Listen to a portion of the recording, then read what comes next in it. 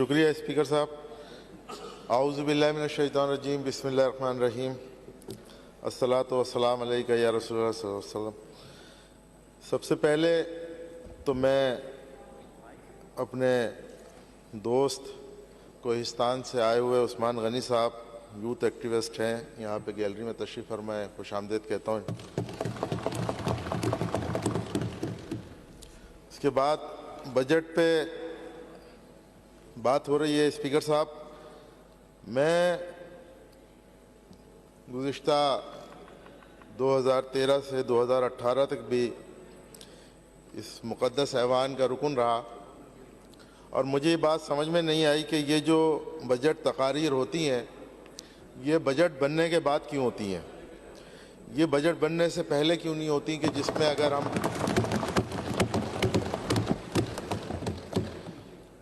یہ تو نقار کانے میں طوطی کی آواز کے متعارف ہے کہ اگر ہم کوئی بات کر بھی رہے ہیں تو وہ نہ سی ایم صاحب اب اس کو ریئلائز کریں گے, نہ اس کو بجٹ کا حصہ بنائیں گے, نہ کسی اور صورت میں وہ آ سکے گا.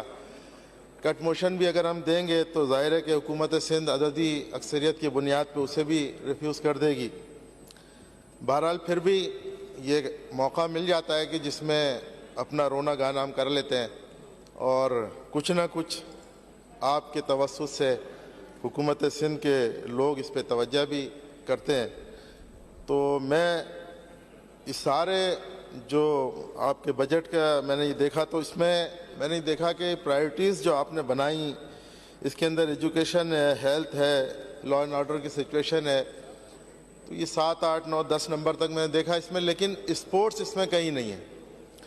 تو اسپورٹس کے کیا آپ کی پرائرٹیز نہیں ہے, اسپورٹس کہیں آپ نے رکھا نہیں ہے, یا ہماری نظروں سے اوجھل ہے؟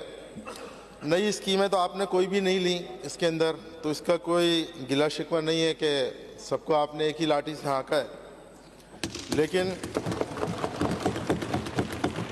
لیکن اس کے ساتھ ساتھ اگر اسپورٹس کی اسکیمز آپ لیتے, کچھ اسٹیڈیمز وغیرہ بناتے, تو آپ کو اس میں بہت ساری چیزوں سے بچت ہو سکتی تھی, جس میں ہیلتھ کے شعبے میں آپ کے پیسے کچھ کم لگتے, مریض کم آتے, پیشنٹس کم ہوتے, بیماریاں کم پھیلتی, صحت مند اقدامات اور صحت مند معاشرہ تشکیل پاتا. تو لیکن اسپورٹس کو آپ نے نظر انداز کیا ہے. یہ آپ اس کو ضرور دیکھیے کہ اسپورٹس کو آپ کس طریقے سے پروموٹ کر سکتے ہیں.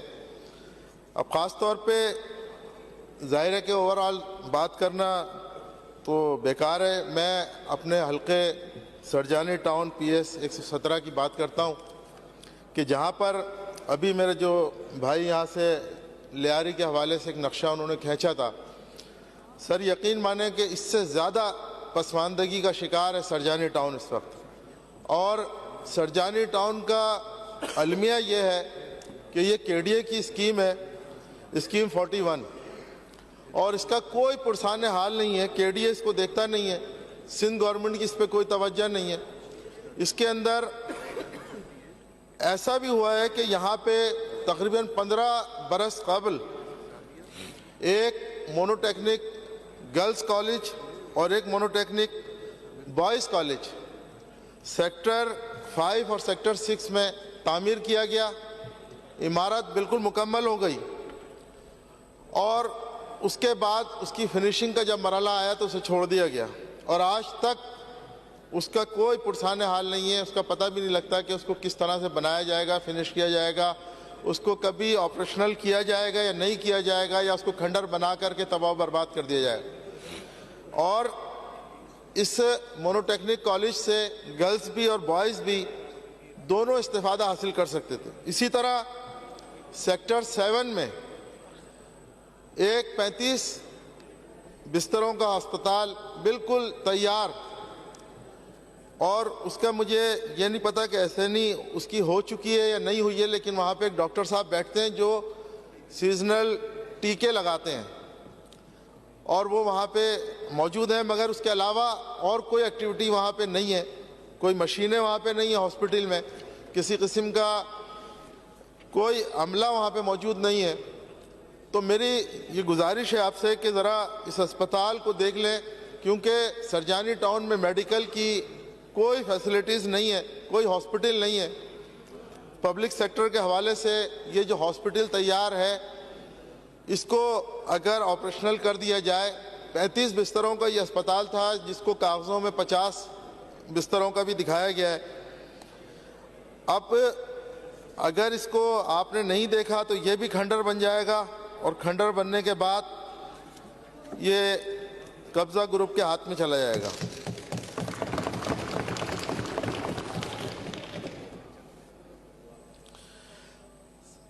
پانی کا ہر جو بھی یہاں پہ ہمارے ممبرز کھڑے ہوئے دونوں طرف سے یا ہمارے پورے ایوان کے اندر پانی کا ہر جگہ سے آواز آئی، ہر جگہ سے مسئلہ بتایا گیا۔ سرجانی ٹاؤن بھی انہی متاثرہ حلقوں میں سے ایک حلقہ ہے جہاں پانی کے حوالے سے شدید ترین قلت ہے، اور 19 دن کے بعد ہب ڈیم سے پانی آتا ہے۔ جو 2 سورس ہے سرجانی کو جو فیڈ کرتے ہیں، اس میں ہب ڈیم سے جو پانی آتا ہے وہ 19 دن کے بعد آتا ہے، جو اب کے بقرعید کے سامنے 21 دن پہ چلا گیا۔ اور اس سے پہلے جو K3 سے پانی آتا تھا وہ 7 سے 8ویں دن آ جاتا تھا، لیکن اب 15 16 17 دن گزر جاتے ہیں، K3 کا پانی جو ہے وہ ملتا ہے سرجانی ٹاؤن۔ المیہ یہ کہ جس وقت یہ پانی آتا ہے 36 گھنٹے کی اس کی سپلائی ہوتی ہے، اس دوران میں جو پمپنگ اسٹیشن ہے سرجانی کا، اس پہ لوڈ شیڈنگ ہو جاتی ہے۔ ہم نے KE سے ریکویسٹ کی، کئی دفعہ لیٹرز لکھے، ان سے جا کے ملاقات بھی کی، بات بھی کی کہ آپ اس ٹائمنگ میں اس کو ایگزمپٹ کر دیں اور یہاں پہ لوڈ شیڈنگ نہ کریں، لیکن کوئی بات ہماری نہیں سنی گئی۔ اور جس دورانیے میں یہ پانی چلتا ہے اسی دورانیے میں خاص طور پہ لوڈ شیڈنگ کی جاتی ہے، اور اس کی وجہ سے یہ جو سپلائی آتی ہے ہمارے پاس 36 گھنٹے کی، یہ بھی بیکار ہو جاتی ہے۔